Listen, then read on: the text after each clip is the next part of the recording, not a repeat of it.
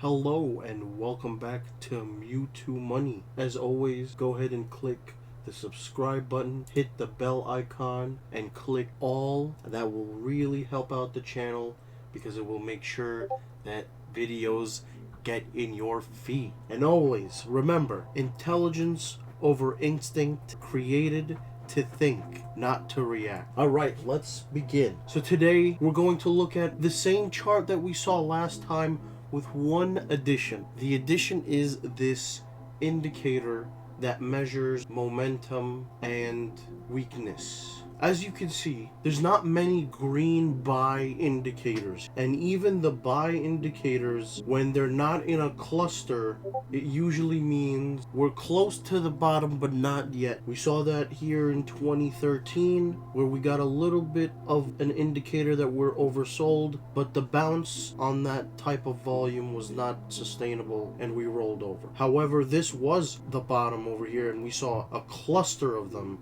and the biggest capitulation that we saw, and therefore if you had bought here, this was some good opportunities to get in. And then if you had started taking profits here throughout this cycle, you would have not timed the top, not timed the bottom, but we would have made enough healthy profits getting out as we hit resistance. We saw this in 2020, in 2018, right? Very low volume, only one green indicator showing us oversold, but we need a cluster of them to show any signs of the bottom being in. And of course the volume, which we saw here right before the COVID dip. So if you really ignore the COVID dip, it's an anomaly, but this was a great opportunity. Here, it didn't signal here, but this was an even better opportunity.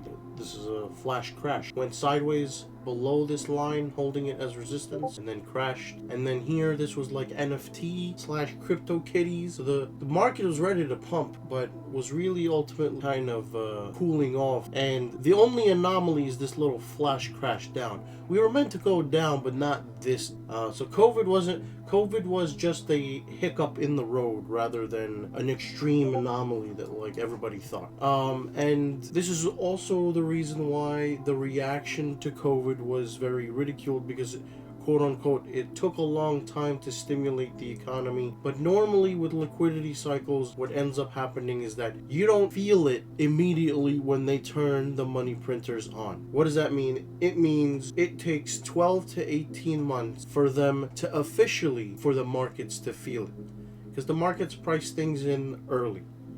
So given that, we saw a fake out signal here, that was a dead cat bounce, and then the cluster formed towards the low here at 15k. We are towards the end of the cycle. We did not have a cluster, but we had two indicators flash. So this is a momentary low. What will end up happening is that we trend up to this line, possibly faking everybody out. And as you saw with patterns, and you'll want to recognize patterns in any market that you participate in, because essentially the entire chart that you're looking at for crypto or for Bitcoin is the curve of a trend that's going to stick around. This is the psychology it goes through. But let's take a look at what we're anticipating here. So if you saw early on in the beginning, we had this kind of high and then higher high with bearish volume, high, higher high, tons of sell volume. What's probably going to happen is that this volume is going to drop again with bearish volume, but we're going to go up in price and probably catch this line here,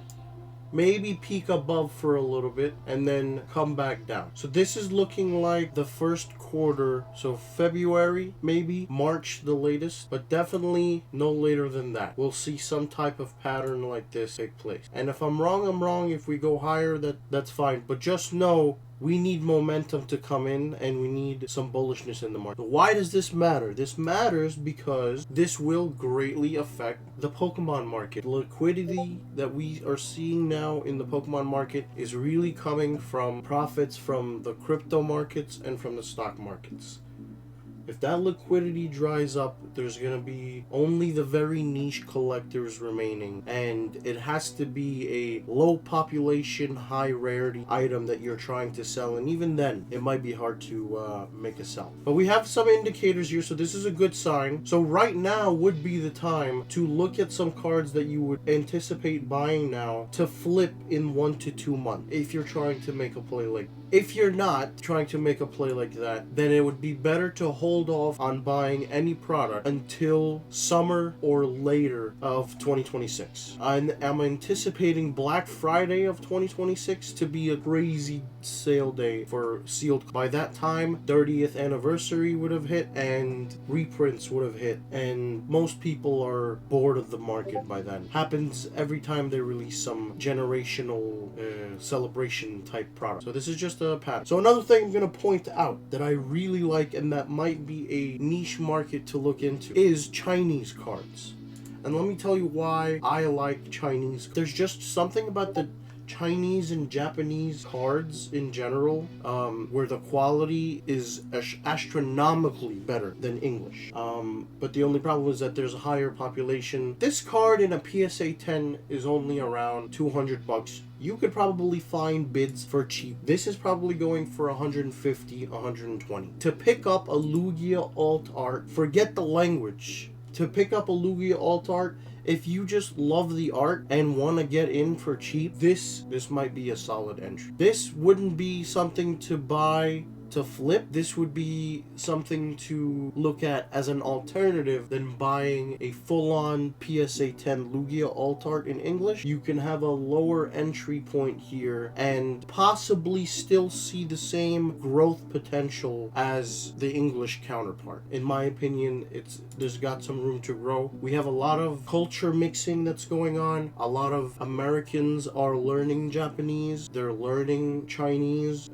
because they want to travel to these countries and conduct business, or in some cases even live there. And it's a really good idea. The business hubs of the world, Japan and China. That's a great idea if you are looking to learn Chinese or Japanese, because it'll make it easier also to communicate with vendors out there if you're trying to come up with a product to sell. And remember, the world is your oyster. Never think you are not capable of doing something, because with the tools that we have nowadays, everything that was out of reach or was told to your parents was out of reach is no longer the case. So food for thought. Let's take a look at the English. What's going on with English? And why is the Japanese one higher? Let's take a look at that. So there's a resurgence of people realizing, hey, wait a second, if I love the art, why the fuck does the language matter, right? And that's a good point, which is why people are slowly going to the Japanese card, because the holographic on this card is absolutely insane. And then for the longest time, there was this misconception that Japanese hits are a little bit easier. Yes, there's some loopholes that they claim to get around Japanese laws that prohibit gambling, but those are just loopholes. That doesn't mean it's that much easier to hit these cards. So again, food for thought. Consider alternate languages for your favorite card. As we saw, English is taking a nice dumpy dump, and it's allowing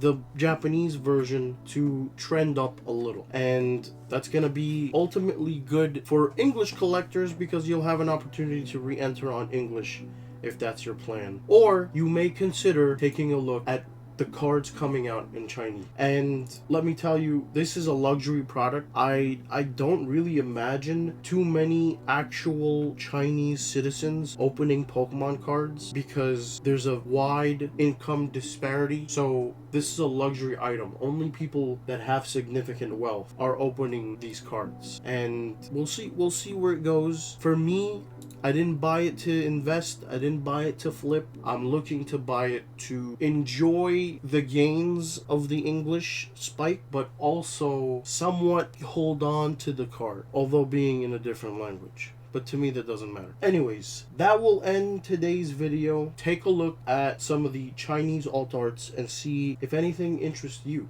And do what people are doing now, which is comparing the arts. The Charizard, let's take a look here. The Charizard from Phantasmal Flames is actually being ridiculed. So we have the English version of this card and the Japanese. So let me tell you what's going on here. People are realizing that the text in the English card is covering Charmander's face, right? If you take a look at the Japanese, it's not covering his face. So that's caused this card, even though supposedly you're hitting it more in the Japanese, what's happening is that it's trending higher because of the way the text style was implemented on these cards. So I hope you enjoyed. Thank you for joining me. MewtwoMoney. Follow us everywhere. See you soon.